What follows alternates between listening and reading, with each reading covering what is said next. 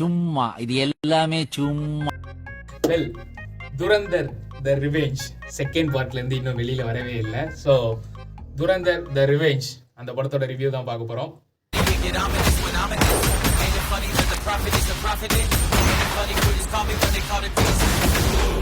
கிட்டத்தட்ட 4 மணி நேரம், நடுவுல ஒரு நிமிஷம் கூட என்னடா இப்படி பண்றீங்க அப்படின்னு சொல்லி போர் அடிக்கவே விடல.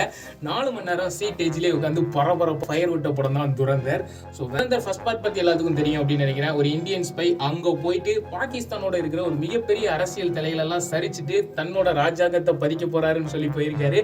ஸோ அப்படி ஒரு மிகப்பெரிய தலையை சரிச்சுட்டு அடுத்து என்ன பண்ண போறாரு அப்படிங்கறதான் பார்ட் 2 இருந்தது. ஸோ மரணத்திற்கு பிறகு இப்போது லியாரியை யார் ஆட்சி செய்ய போகிறார்? இப்படி இந்த பார்ட் 2 எப்படி இருந்தது அப்படின்னு கேட்டீங்கன்னா வேற லெவல்ல இருந்தது. கதையா இருக்கட்டும், ஸ்கிரீன் பிளேயா இருக்கட்டும், சினிமாட்டோகிராஃபியா இருக்கட்டும், எதா இருந்தாலும் வேற லெவல்ல பண்ணியிருந்தாங்க. ரன்வீர் சிங் அவரோட ஆக்டிங் ஃபர்ஸ்ட் பார்ட்லேயே சும்மா தரமாக இருந்தது. அண்ட் அப்படி உண்மையாகவே அந்த கேரக்டராகவே வாழ்ந்திருக்காரு மனுஷன் அப்படின்னு சொல்லலாம். உண்மையிலேயே ஒரு ஸ்பையாக வேற லெவலில் இருந்தது. இந்த படம் பார்த்ததுக்கு அடுத்து நம்ம தமிழ் சினிமாவில் எடுக்கிற அந்த ஸ்பை பாகிஸ்தானுக்கு போகிறது இதெல்லாம் பார்க்கும்போது என்னடா பண்ணி வச்சிருக்கீங்க அப்படிங்கிற மாதிரி இருக்குது. இந்த படத்தை பார்த்துட்டு ஒரு ஸ்பைனா இவ்வளோ உள்ளே போய் அங்கே எவ்வளோ கஷ்டப்பட்டு எவ்வளோ வருஷம் உள்ள ஸ்ட்ரகிள் பண்ணி இருக்காரு அப்படிங்கிறது இந்த படத்தை பார்த்த எடுத்து தெரியுது. நம்ம ஊரில் எடுக்கிற படத்தில் ஸ்பைனா நினச்ச உடனே அங்கே பறந்து போகிறது, அங்கே இருக்கிற ஒரு பெரிய தலையை தூக்கிட்டு வர்றது அப்படிலாம் வந்து ஈஸியாக காமிச்சிருந்தாங்க. ஆனால் அப்படிலாம் பண்ண முடியாது. அண்ட் கிட்டத்தட்ட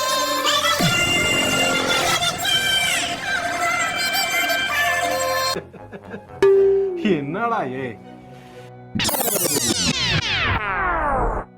20 வருஷத்துக்கு மேல அங்க உள்ளே இருந்து அங்க இருக்கிற அரசியல் திட்டங்களுக்குள்ளே நுழைஞ்சு ஒரு இந்தியன் பாகிஸ்தான் ஆள போறான் அப்படிங்கிற ஒரு இடத்துக்கு வந்து மாஸ் காட்டியிருக்காப்புல துரந்தர்ல.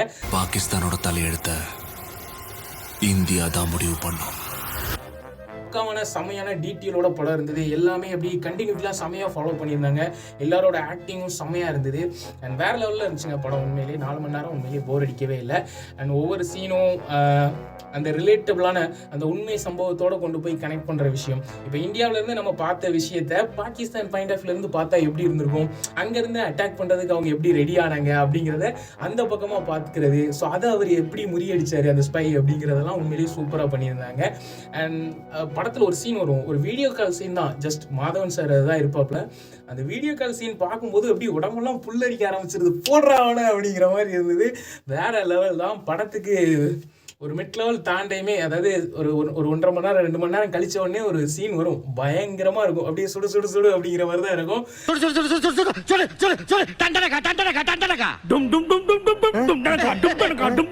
அங்கேனா பிளாஸ்ட் பயங்கரமா இருக்கும்.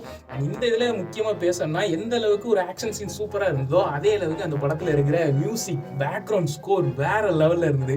பார்ட்டா இருக்கட்டும், செகண்ட் பார்ட்டா இருக்கட்டும், பிஜிஎம் வந்து வேற லெவல்ல பண்ணியிருந்தாங்க.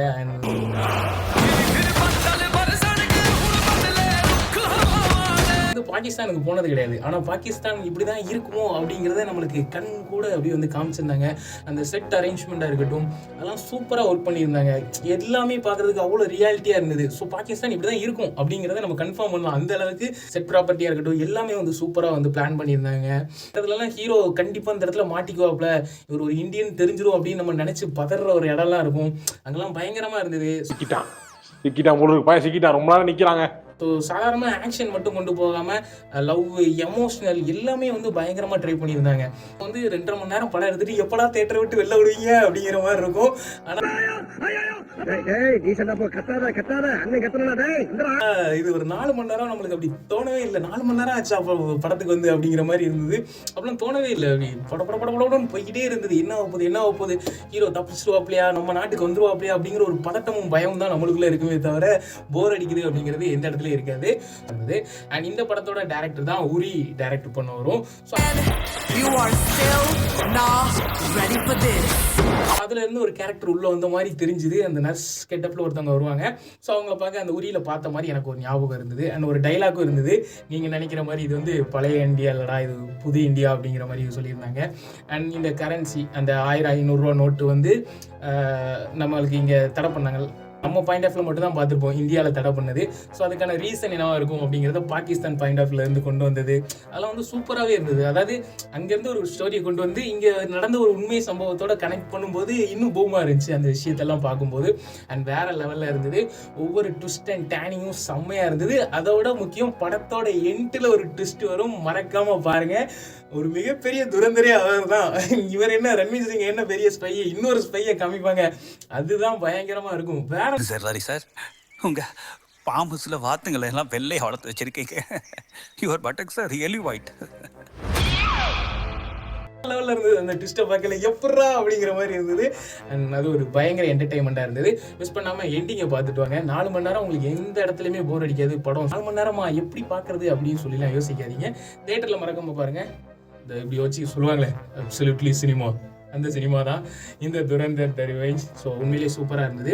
ஒவ்வொரு சீனுக்கு நடுவில் அந்த பாகிஸ்தான் அந்த தீவிரவாதிகளெல்லாம் கொல்லும் போது அப்படி ஒரு இந்தியனா நம்மளுக்கே சேரில் இருக்கும்போது அவனை போடு போடு போடு கொள்ளு அப்படிங்கிற மாதிரி இருந்தது. அண்ட் அதெல்லாம் நல்லாவே என்டர்டெயின்மெண்ட்டாக பண்ணியிருந்தாங்க. எவ்வளோ முடியுமோ லவ், ஆக்ஷன், என்டர்டெயின்மெண்ட், ஃபைட்டு, மாசின் எல்லாத்தையுமே கொண்டு வந்து கரெக்டான லெவலில் வந்து கொடுத்துருந்தாங்க த துரந்தர் ரிவெஞ்சில். அண்ட் அது பயங்கரமாக இருந்தது. தைரியமா சக்தியோட பழி வாங்கணும். தைரியமா சக்தியோட பழி வாங்கணும். ஸோ போன பார்ட்டில் இவர் எப்படி வந்து இந்த ஸ்பை ஆனார், எப்படி உள்ளே வந்தார் அப்படிங்கிறத அவ்வளோவா டீட்டெயிலாக காமிக்காமல் டேரெக்டாக பாகிஸ்தான்லேருந்து காமிப்பாங்க.